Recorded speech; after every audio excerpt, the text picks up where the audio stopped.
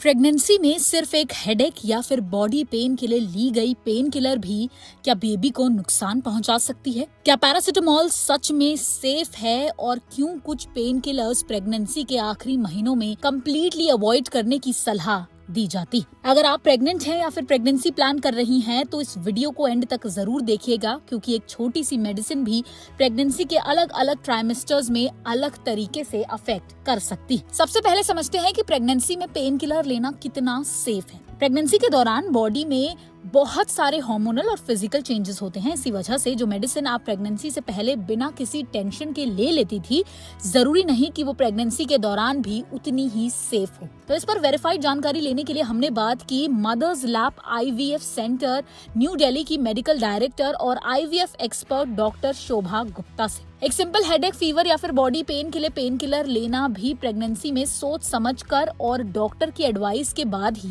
होना चाहिए, क्योंकि प्रेगनेंसी के दौरान आप जो भी मेडिसिन लेते हैं उसका असर प्लेसेंटा के थ्रू बेबी तक पहुंच सकता है। Mother's Lab IVF Centre New Delhi की मेडिकल डायरेक्टर और IVF expert doctor Shobha Gupta के मुताबिक प्रेगनेंसी में किसी भी पेन किलर की सेफ्टी 3 बातों पर डिपेंड करती। सबसे पहला मेडिसिन का टाइप, दूसरा कितनी डोज ली जा रही है और तीसरा ये कि प्रेगनेंसी का कौन सा ट्राइमेस्टर चल रहा है। इसलिए प्रेगनेंसी के दौरान सेल्फ मेडिकेशन बिल्कुल अवॉइड करनी चाहिए। अब आ जाते हैं कि क्या प्रेगनेंसी में पैरासिटामोल लेना सेफ है। हेडेक, फीवर या फिर माइल्ड बॉडी पेन के लिए कई डॉक्टर्स पैरासिटामोल को लिमिटेड डोज और शॉर्ट ड्यूरेशन के लिए रिलेटिवली सेफर ऑप्शन मानते हैं, लेकिन इसका मतलब ये नहीं है कि आप इसे बिना कंसल्टेशन के कभी भी ले सकती हैं। हर प्रेगनेंसी अलग होती है। किसी वुमेन की medical history, existing health conditions और प्रेगनेंसी कॉम्प्लिकेशंस को देखकर ही डॉक्टर डिसाइड करते हैं कि मेडिसिन की जरूरत है या फिर नहीं। किन पेन किलर से प्रेगनेंसी में बचना चाहिए? तो मसल पेन या फिर बॉडी एक के लिए यूज होने वाली कुछ anti inflammatory pain killers pregnancy के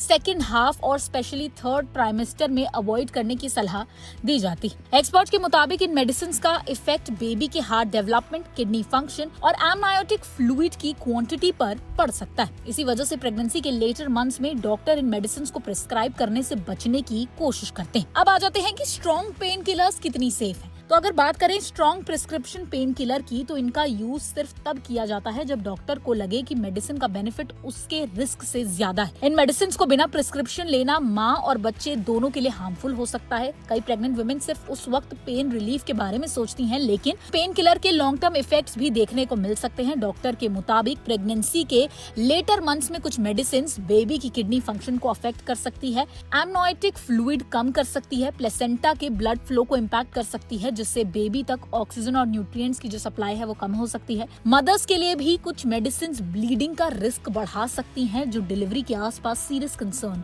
बन सकता है। इसलिए प्रेगनेंसी के लास्ट फ्यू वीक्स में मेडिसिन को लेकर डॉक्टर एक्स्ट्रा कॉशियस रहते हैं। अब समझते हैं कि क्या हर ट्राइमेस्टर में सेम रिस्क होता है? तो जवाब है बिल्कुल नहीं। प्रेगनेंसी का हर ट्राइमेस्टर अलग होता है और मेडिसिन का इफेक्ट भी उसके साथ बदलता है। फर्स्ट ट्राइमेस्टर ये बेबी के ऑर्गन्स डेवलप होने का सबसे क्रिटिकल फेज होता है। इसी वजह से डॉक्टर्स इस पीरियड में किसी भी मेडिसिन को प्रिस्क्राइब करते वक्त ज्यादा कॉशियस रहते हैं। सेकेंड और थर्ड ट्राइमेस्टर जैसे जैसे प्रेगनेंसी आगे बढ़ती है, कुछ पेन किलर्स के रिस्क भी बढ़ने लगते हैं। कुछ मेडिसिन जो प्रेगनेंसी के शुरुआती महीनों में रिलेटिवली सेफर मानी जाती थी, डिलीवरी के करीब उन्हें अवॉइड करना पड़ सकता है, क्योंकि वो लेबर और ब्लीडिंग को अफेक्ट कर सकती हैं। इसलिए डॉक्टर हमेशा मेडिसिन रेकमेंड करने से पहले प्रेगनेंसी का मंथ या फिर ड्यू डेट जरूर पूछते हैं। क्या पेन किलर्स बर्थ डिफेक्ट्स का भी रिस्क बढ़ा सकती हैं? तो ये हर एक्सपेक्टेंट पेरेंट का कॉमन कंसर्न होता है। डॉक्टर के मुताबिक प्रेगनेंसी के अर्ली फेज में जब बेबी के ऑर्गन्स डेवलप हो रहे होते हैं, उस वक्त कुछ स्पेसिफिक कैटेगरीज की पेन किलर लेने से कुछ स्टडीज में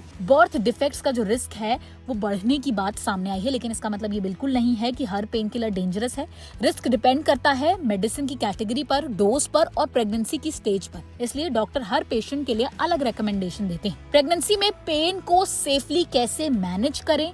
हर पेन का सोल्यूशन मेडिसिन हो ये जरूरी नहीं। माइल्ड पेन या डिस्कम्फर्ट के लिए पहले नॉन मेडिसिन ऑप्शंस भी काफी इफेक्टिव हो सकते हैं, जैसे proper rest, warm compress, hydration, doctor की एडवाइस से फिजियोथेरेपी या फिर प्रेगनेंसी सेफ एक्सरसाइजेस। और सबसे जरूरी बात, अगर पेन बार बार हो रहा है या फिर बहुत सीवियर है तो सिर्फ पेन किलर लेकर उसे दबा देना सही अप्रोच नहीं है। पहले उसकी असली वजह का डायग्नोसिस करवाना जरूरी है। प्रेगनेंसी में पेन किलर का जवाब सिर्फ सेफ या फिर अनसेफ नहीं होता। हर मेडिसिन का इफेक्ट उसकी कैटेगरी, डोज और प्रेगनेंसी के ट्राइमेस्टर के हिसाब से बदलता है। इसलिए प्रेगनेंसी के दौरान किसी भी पेन किलर को रूटीन मेडिसिन समझकर नहीं लेना चाहिए। डॉक्टर शोभा गुप्ता का भी यही कहना है कि प्रेगनेंसी में कोई भी मेडिसिन, चाहे वो कितनी भी कॉमन क्यों ना हो, अपने गायनेकोलॉजिस्ट की सलाह के बिना नहीं लेनी चाहिए। तो अगर आप प्रेग्नेंट हैं, आपका डॉक्टर ही प्रेगनेंसी हिस्ट्री, करंट कंडीशन और बेबी की हेल्थ को देखकर सबसे सेफ ट्रीटमेंट डिसाइड कर सकता है। तो अगर आप प्रेग्नेंट हैं या फिर प्रेगनेंसी प्लान कर रही हैं तो इस वीडियो को अपने फैमिली और फ्रेंड्स के साथ जरूर शेयर कीजिएगा और हेल्थ से जुड़ी एक्सपर्ट बैक्ड जानकारी के लिए